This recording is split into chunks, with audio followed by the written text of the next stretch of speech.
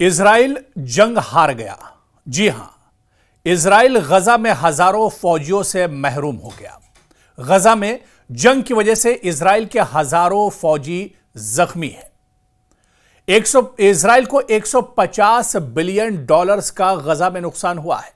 Israel ने अरबों के साथ मामूलात को खो दिया है।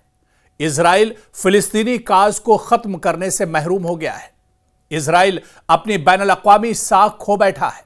इजराइल ने अपना अफसानवी वकार खो दिया है। इजराइल अपने खारजा और तिजारती ताल्लुकात को खो बैठा है।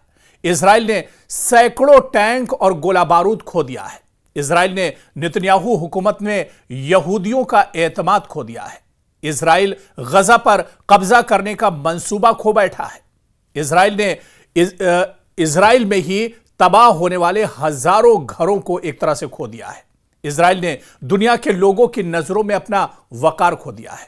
यही नहीं, इजराइल मगरिबी राय आम्मा की हिमायत खो बैठा है।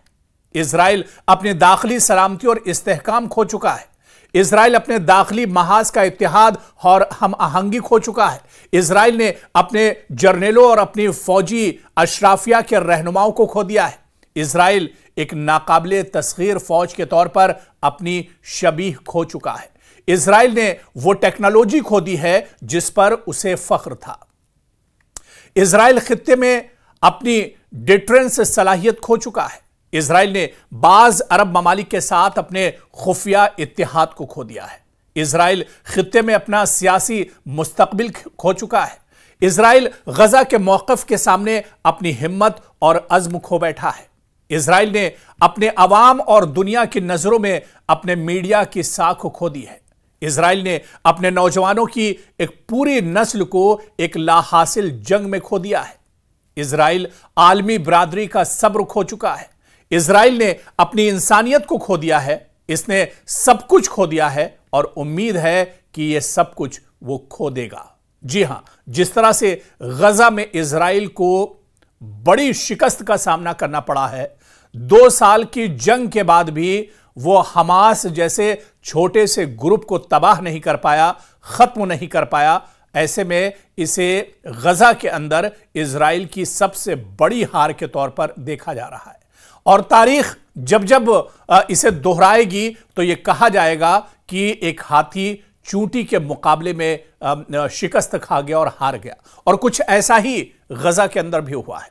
गजा में पिछले 2 सालों में जहां पर इजराइल ने एक तरह से बारूद और गोलों की बारिश कर दी, एयर स्ट्राइक किया, बम गिराए, रॉकेट गिराए और जमीन पर कत्लेआम किया, नस्लकुशी की, लेकिन वह हमास को नहीं हरा पाया। वह हमास को खत्म नहीं कर पाया। वह हमास को नेस्तो नाबूद नहीं कर पाया। और आप देखिए कि वह हमास आज भी जिंदा है और अपने मिशन में लगा हुआ है। और इसी वजह से दुनिया मानती है कि इजराइल ने अपना सब कुछ गजा में एक तरह से खो दिया है।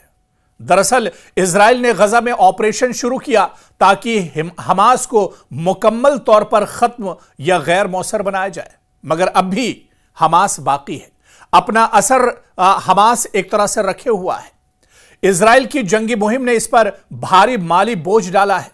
मकामी जराये का कहना है कि जंग ने 70 बिलियन डॉलर से जायद का इजराइल को नुकसान पहुंचाया है। इजराइल का इतना बड़ा नुकसान हुआ है। इंफ्रास्ट्रक्चर, टैंक, असलहा और गोला बारूद की तबाही मामूली नहीं रही। बहुत से ममालिक ने इजराइल की कार्रवाइयों पर तनकीद की और इंसानी हुकूक की तंजीमों ने इसे जंगी जराइम के इल्जामात के तहत तनकीद की। बाज अरब ममालिक के साथ साबिका रवाबित और सिफारती मुआहिदे एक तरह से दबाव में आ गए और ये मुआहिदे एक तरह से टूट गए। बैनुल-अक़वामी मीडिया, अक़वाम मुत्तहिदा और दीगर फोरम्स ने सरगर्मी से इस जंग के इंसानी पहलुओं को उजागर किया है। इजराइल की साख इससे बहुत बड़े पैमाने पर मुतासिर हुई है। बहुत से लोग और ममालिक इसके इक़दामात पर सवाल उठा रहे हैं। अगरचे इजराइल ने कुछ इलाकों में कंट्रोल हासिल जरूर किया गजा में, मगर वो पूरे गजा पर कब्जा न कर सका। लगातार जिस बात को लेकर जो दावा इजराइल की तरफ से किया जा रहा था कि वो पूरे गजा पर कंट्रोल हासिल करना चाह रहा है, वो पूरे हमास को नेस्तो नाबूद करना चाह रहा है, वो पूरे हमास का खात्मा करना चाह रहा है, लेकिन आप देखिए कि 2 साल की तगोदो, 2 साल की जंग, 2 साल की मज़ाहमत भी इजराइल के किसी काम ना आ सकी। और इजराइल ने कुछ इलाकों में गजा में कंट्रोल जरूर हासिल किया, मगर वो पूरे गजा पर कब्जा ना कर सका। यानी उसका जो मंसूबा था, उसकी जो नापाक कोशिश थी, वो अपने नापाक कोशिश में एक तरह से कामयाब नहीं हो सका। इजरायली फौज को बहुत मुश्किलात का गजा में सामना करना पड़ा, खासतौर पर जेर जमीन सुरंग और टनल निजाम के खिलाफ जंग में आईडीएफ और इजराइल को काफी ज्यादा दुश्वारियों का सामना करना पड़ा। हालांकि यह सच्चाई तो दुनिया के सामने निकल कर नहीं आई, लेकिन जो चीजें खुद इजराइल के जो सैनिक हैं उन्होंने एक तरह से बयान की हैं और उन्होंने बताया है कि गजा के अंदर उन्हें किस तरह से मुश्किलात का सामना था। यहां तक कि इजराइल की रिजर्व फोर्स ने गजा में जाने से इनकार कर दिया था। इजराइल के बहुत से ऐसे सैनिक थे जो खुद से एक तरह से खुदकुशी कर रहे थे, जो खुद से एक तरह से अपनी मौत की आगोश में चले गए। तो ये डर, ये खौफ और ये एक जहनी उलझन थी जो इजराइल की फौज के साथ थी और इजराइल के आवाम के साथ थी। तो कहीं ना कहीं गजा में इजराइल को बहुत बड़ी एक तरह से कीमत चुकानी पड़ी है। इंसानी और शहरी नुकसान ने जंग को एक अखलाकी और सियासी बहरान में बदल दिया। जंग ने इजराइल को एक पेचीदा तस्वीर दी है जहां वो अपनी ताकत का इस्तेमाल करता है मगर मुकम्मल फतेह नहीं पा सकता।